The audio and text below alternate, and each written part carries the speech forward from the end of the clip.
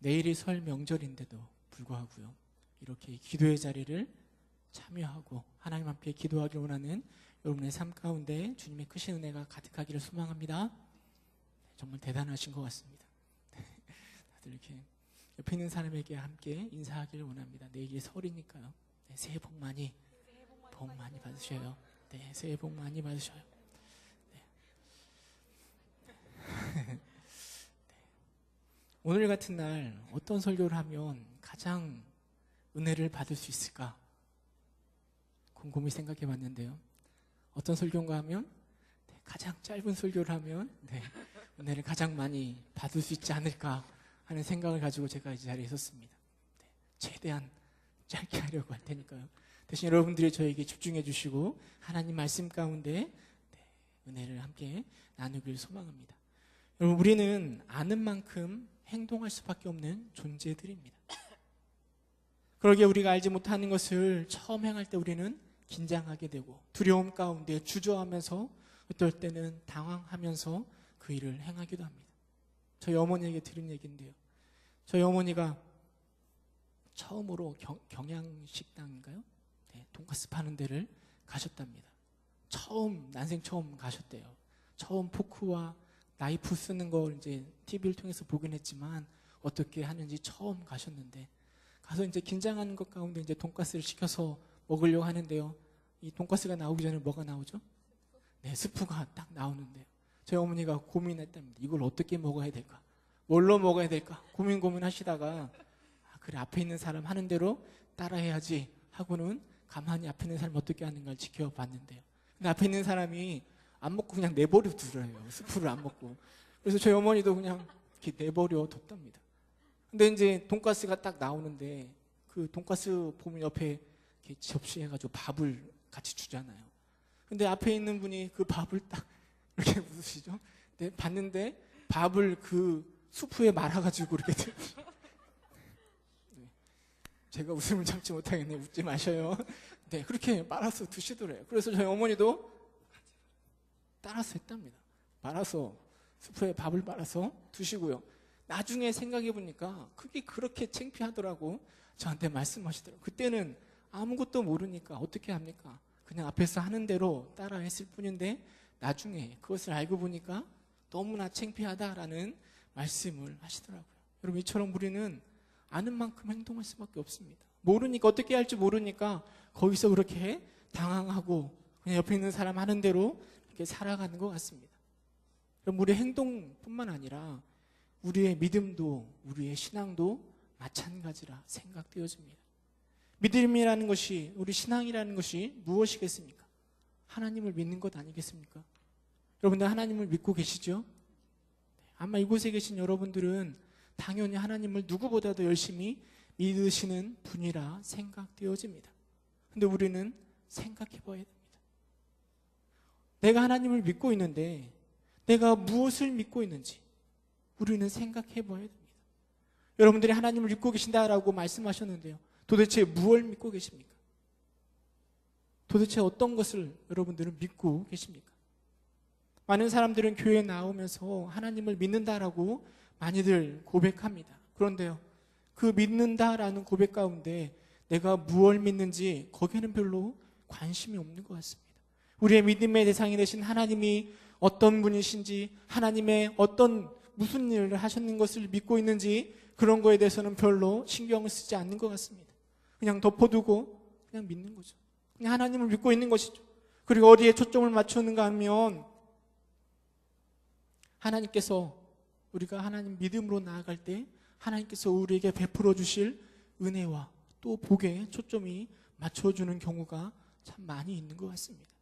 물론 하나님으로부터 받는 복도 은혜도 귀한 것입니다. 그러나 여러분, 그 복보다, 하나님 주시는 은혜보다 더 중요한 건 무엇인가 하면 우리의 믿음의 대상이 되신 하나님이 누구인지, 도대체 우리 하나님이 우리를 위하여서 무엇을 하였는지 그것을 분명하게 아는 게 너무나 중요하다는 것이죠. 어떤 책에 보니까 이렇게 이야기하더라고요. 아는 만큼 믿는다. 아는 만큼 믿는다. 오늘 제 설교의 제목이 아는 만큼 믿는다인데요. 물론 여러분, 아는 것이 다 믿음이 되는 것은 아닙니다. 우리가 하나님을 안다고 해서 그것이 다 우리의 믿음이 되는 것은 아닙니다. 그러나 우리가 우리 하나님을 믿는다라고 하였을 때 우리가 아는 것만큼 믿을 수밖에 없습니다. 우리의 믿음은 우리가 아는 것을 뛰어넘을 수가 없는 것입니다. 따라서 우리가 하나님을 잘 알지 못하면서 하나님을 제대로 믿을 수는 없는 것입니다. 하나님을 믿는다라고 이야기하면서 그냥 덮어두고 하나님 믿으면 천국 가고 구원받고 이렇게 믿을 때 여러분 우리의 믿음의 깊이는 깊을 수가 없습니다. 우리의 믿음이 저 깊이 뿌리 내릴 수가 없습니다. 어쩌면 돌짝밭에 뿌려진 씨앗처럼 가시밭에 그 덩굴 사이에 뿌려진 씨앗처럼 금방 시들어버리는 믿음을 가질 수밖에 없는 것입니다. 오늘 이 아는 만큼 믿는다라는 이 말씀을 통해서 우리 하나님을 아는 것이 얼마나 중요하고 그리고 우리의 삶 속에서 그 아는 것이 어떻게 부딪히며 어떻게 믿음으로 나아가는지 우리 모세를 통해서 좀 생각해 보고자 합니다. 우리가 읽은 출애굽기 14장의 그 배경이 무엇인가 하면 하나님께서 모세를 부르셔가지고요 저 애굽에서 400년 동안 종노릇 하던 이스라엘 백성들을 애굽에서 탈출시키는 과정 가운데 있는 것입니다.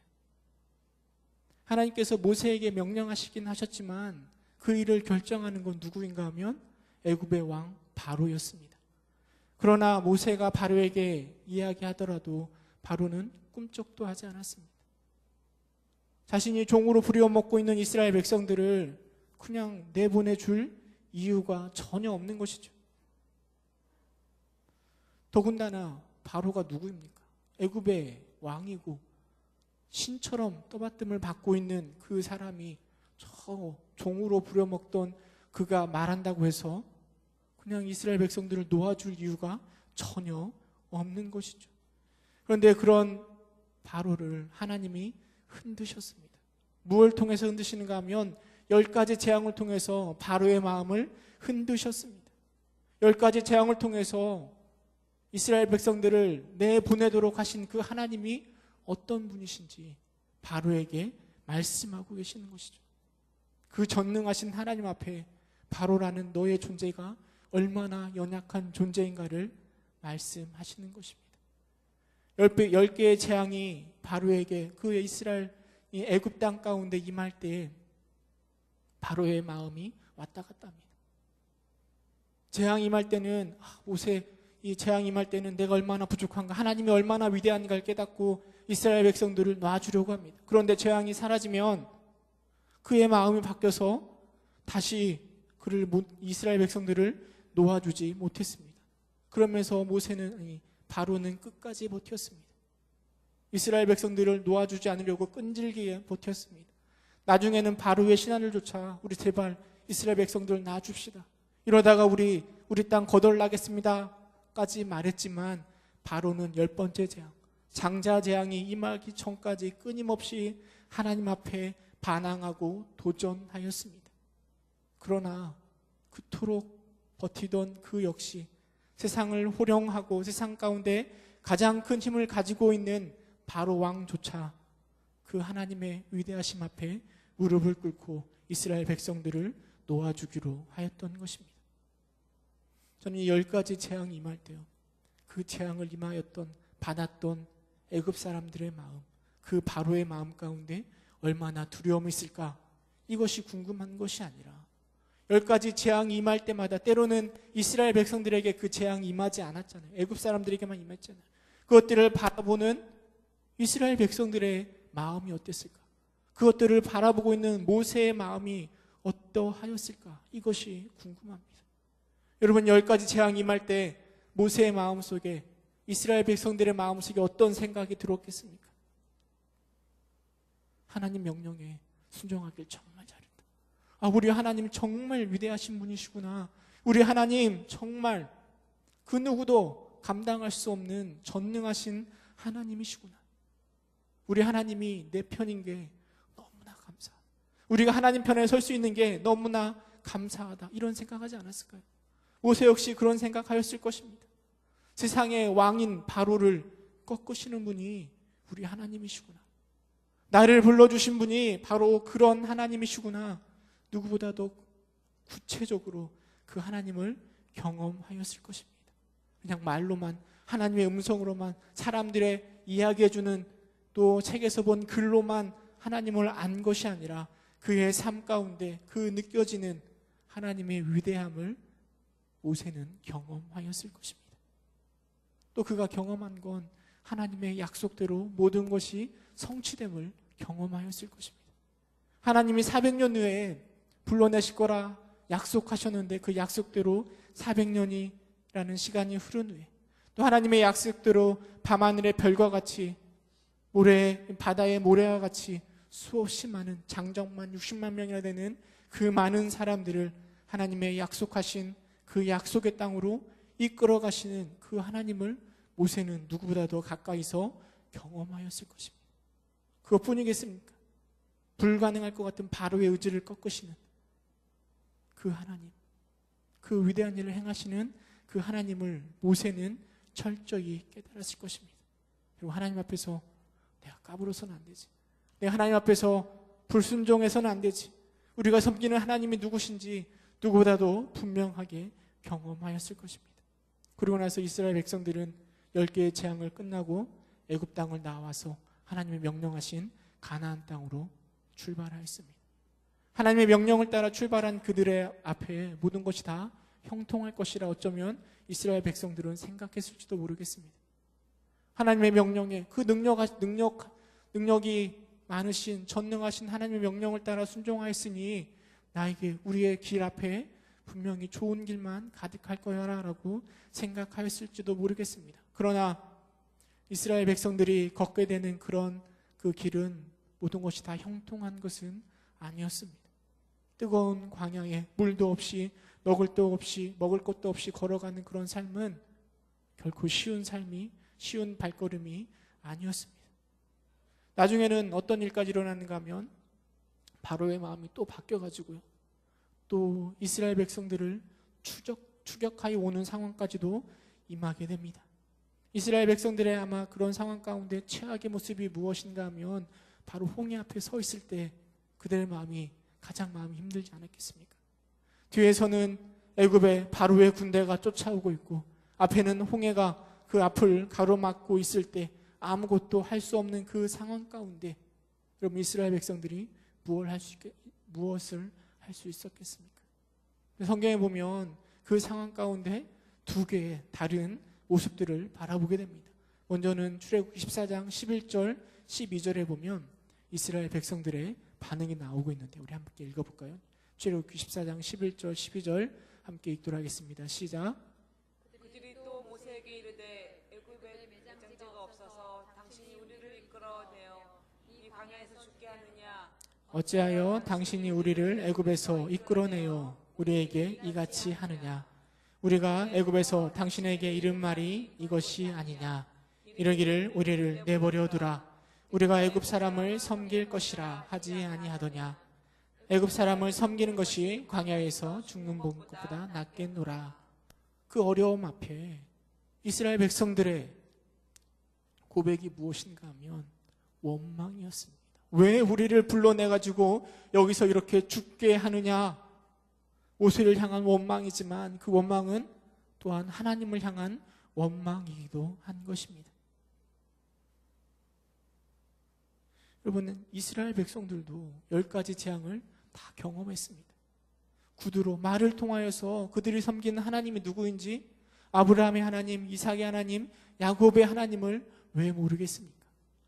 그러나 그들은 그 상황 가운데, 그 어려운 그 환경 가운데 내가 알고 있는 지식을 뛰어넘지 못하고 그 환경 가운데 하나님을 향하여 원망하고 불평하는 모습을 보여주고 있습니다. 그런데 또 다른 사람 모세는 그 상황 속에서 다르게 이야기합니다. 13절 14절 함께 읽어보도록 하겠습니다. 13절 14절 함께 읽겠습니다. 시작. 모세가 백성에게 이르되 너희는 두려워하지 말고 가만히 서서 여호와께서 오늘 너희를 위하여 행하시는 구원을 보라. 너희가 오늘 본 애굽 사람을 영원히 다시 보지 아니하리라. 여호와께서 너희를 위하여 싸우시리니 너희는 가만히 있을지니라. 여러분, 모세도 역시 그 어려운 상황 왜 모르겠습니까? 이스라엘 백성들이 저 바로의 군대에 잡히면 누가 먼저 가장 죽겠습니까? 아마 모세가 가장 먼저 죽음을 당하지 않겠습니까? 어찌 보면 이스라엘 백성들은 죽기보다는 다시 호되게 혼나고 애굽으로 돌아갈지도 모릅니다. 누구보다 두려운 것이 모세입니다. 상황은 동일합니다. 그러나 모세는 그 상황 가운데 하나님을 원망하고 하나님을 향하여 불평을 쏟아놓는 것이 아니라 뭐라고 고백하는가 하면 너희는 가만히 있어. 너희는 가만히 있어라. 여호와께서 너희를 위하여 싸울 것이라. 오늘 너희를 위하여 행하시는 구원을 보라라고 담대하게 이야기하고 있습니다. 여러분, 이스라엘 백성들과 모세의 차이가 무엇일까요? 도대체 어떤 차이가 그들로 하여금 이렇게 다른 고백을 하게 만들까요? 저는 그것이 바로 하나님을 알매 대한 차이라 생각되어집니다. 단순히 지식으로 아는 알미 아니라 삶 가운데 지식으로 알고 있는 그 하나님의 삶 가운데로 느껴지는 그 모세의 마음 가운데서는 그런 환경이 너무나 어렵고 너무나 힘든 상황이지만 그 상황 속에서도 여전히 하나님을 기대하도록, 여전히 하나님을 소망하도록 만든 것 아니겠습니까?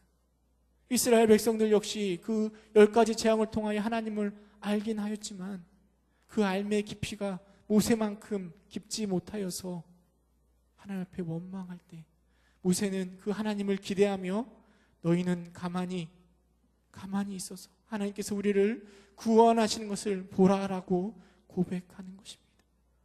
나이 40에, 나이 80에 저 가시달기 너무 앞에서 불러주신 그 하나님, 나를 불러주시는 그 하나님, 손에 지팡이를 뱀으로 만드시고 또 10가지 재앙을 통하여 바로의 의지를 꺾으시는 하나님, 내 강한 손이 되게 해주시겠다, 나를 강한 손으로 이끌어 주시겠다라는 그 하나님을 모세는 지식을 넘어 삶을 통하여 경험하고, 그리고 그 경험들이 그 힘든 상황 속에서 믿음으로, 소망함으로, 기대함으로 나아오고 있는 것입니다. 너희는 두려워하지 말고 가만히 서서 여호와께서 오늘 너희를 위하여 행하시는 구원을 보라. 여러분, 그런 믿음이 그 상황 속에서 여호와의 기적들을 바라보게 하는 것입니다. 우리는 그 뒤에 내용이 어떤 내용인지 너무나 잘 알고 있습니다. 홍해를 가르시고 홍해를 마른 땅으로 건너가게 하신 그 하나님을 너무나 잘 알고 있습니다. 출애굽기 14장 21절에 보면, 22절에 보면 이렇게 기록되어 있습니다. 모세가 바다 위로 손을 내밀매 여호와께서 큰 동풍이 밤새도록 바닷물을 물러가게 하시니 물이 갈라져 바다가 마른 땅이 된지라. 이스라엘 자손이 바다 가운데를 육지로 걸어가고 물은 그들의 좌우에 벽이 되니라고 성경은 기록하고 있습니다. 모세의 기대대로, 소망함대로 하나님은 이스라엘 백성들을 그 어려운 상황 속에서 건져내 주셨습니다.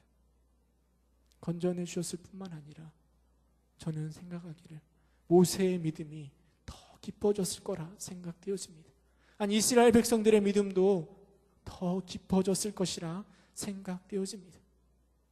출애굽시키신 하나님, 벽을 세우시고 홍해를 가르시고 우리를 저 어려움 속에서 건져내어 주신 그 하나님, 그 하나님을 알게 되는 그 지식들은 그들의 믿음을 더 성장케 하였을 것입니다. 여러분, 우리의 신앙도 마찬가지입니다. 여러분, 우리의 신앙도 하나님을 경험하고 아는 만큼 행동하게, 믿게 되어 있습니다. 성경에 기도하면 하나님께서 응답하시겠다라고 많이 기록되어 있습니다. 그것이 우리의 지식 속에 쌓여갈 겁니다. 그런데 어느 날 우리가 어려움 가운데 그 성경의 말씀대로 하나님 앞에 기도하였더니 하나님께서 응답하여 주시고 해결해 주신 것을 경험할 때 우리는 보다 더 많이 기도하게 됩니다. 아니, 조금만 더 어려움이 생기면 조그만 사소한 일에도 더 기도하게 되는 것이고, 또 기도를 통하여서 우리의 삶 가운데 역사하시며 우리의 기도 가운데 응답하시는 그 하나님을 더 경험하게 되는 것이고, 그리고 더 깊이 하나님을 믿어가게 되는 것입니다. 여러분, 우리 스스로 한번 질문해 보시기 바랍니다. 여러분들은 얼마나 하나님을 알고 계십니까? 다른 사람의 이야기로, 다른 사람이 만났던 하나님으로, 아브라함의 하나님으로가 아니라 나의 하나님으로, 내가 경험한 하나님, 내가 알고 있는 하나님은 어느 만큼이십니까? 우리가 누군가를 사랑하면은요, 그 사람이 무엇을 좋아하고 무엇을 싫어하고 어떤 때 기뻐하고 어떤 때 슬퍼하고 어떤 꽃을 좋아하고 어떤 색을 좋아하는지 다 알기를 원하게 되어 있습니다. 그리고 그 아는 것들을 통하여서 삶 가운데 이렇게 선물 같은 거 사줘가지고 그 기쁨을 함께 누리고자 우리는 노력합니다. 우리는 하나님 믿는다라고 고백하면서, 하나님을 안다라고 고백하면서 우리는 얼마나 하나님에 대해서 잘 알고 계십니까? 그냥 그 이름만 알고 있지 않습니까? 그냥 예수 그리스도, 십자가, 구원 이것만 알고 더 이상 하나님께 가까이 가려는 것을 꺼려하고 있지는 않습니까? 하나님이 무엇을 좋아하시는지, 또 무엇을 싫어하시는지, 어떤 때 기뻐하시는지 우리는 거기에 관심이 없는 건 아닙니까? 우리의 믿음의 한계는 바로 알매 수준에서부터 비롯되어 있습니다. 우리가 아는 만큼 하나님을 기대하고 우리가 아는 만큼 하나님을 믿을 수밖에 없습니다. 여러분, 더 깊은 믿음의 소유자가 되기를 원하십니까? 그렇다면 여러분, 다른 것도 중요하지만 하나님을 알아가는 일에, 하나님을 아는 일에 여러분 열심을 내줄 수 있는 여러분 되시기를 소망합니다. 올해는 무엇보다 다른 것도 중요하지만 무엇보다 하나님을 알아가는 일에 최선을 다하시는 여러분 되시기를 주님의 이름으로 축원합니다. 우리가 어떻게 하나님을 알아갈 수 있을까요? 어떻게 하나님이 무엇을 좋아하시는지, 무엇을 싫어하시는지 우리가 어떻게 하면 하나님을 알아갈 수 있을까요? 이 성경에 기록되어 있습니다. 하나님께서 우리에게 주신 이 성경책은 그냥 역사책으로, 도덕책으로 주신 것이 아니라 하나님이 누구이신지를 알려주시려고 우리에게 주신 게 바로 이 성경책입니다.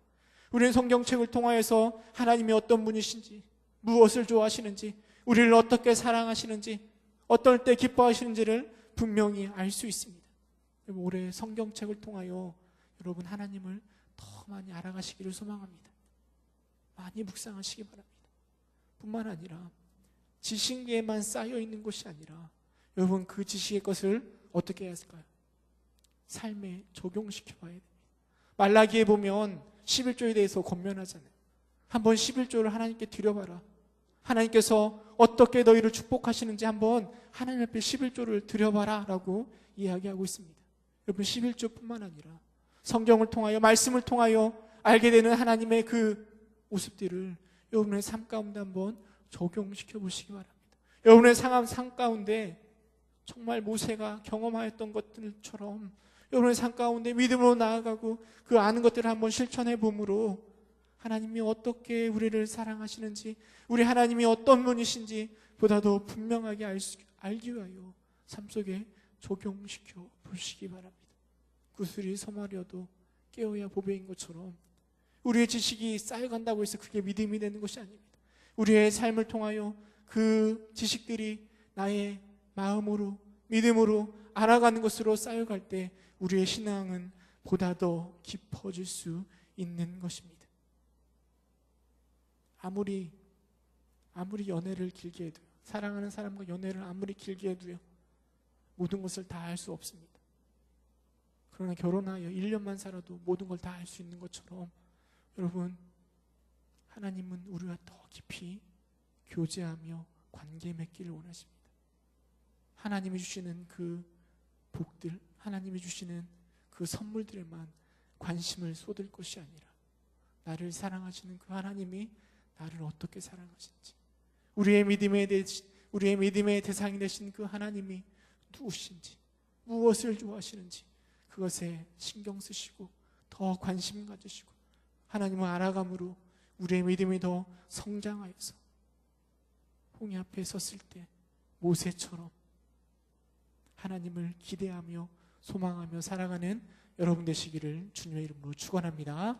함께 기도하겠습니다.